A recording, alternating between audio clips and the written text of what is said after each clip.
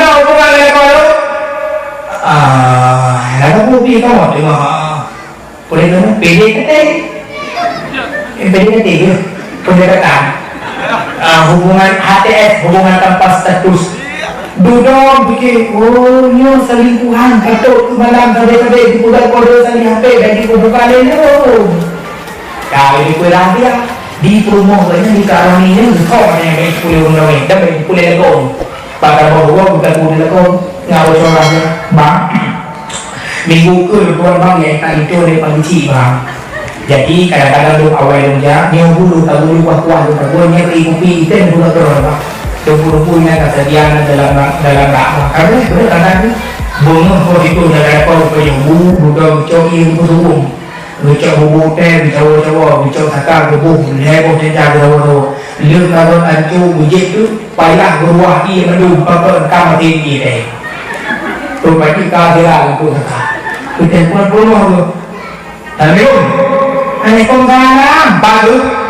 Yang pak yang punya baterai telah itu baru. Hai, mau kulit aja tak itu, mau Yahudi mau PKI ya tak.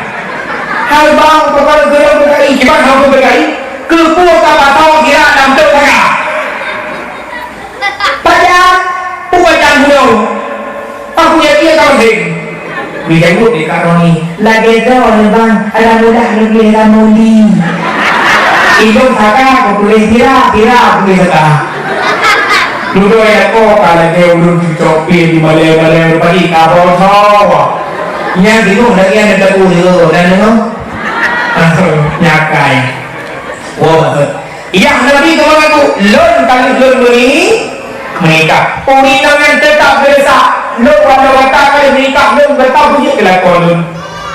Ya, itu kejadian yang bunuh ya. Waktu hamil mak Nabi, meminahlah cahaya yang bersinar pada tubuh ayah Nabi, tubuh mak Nabi.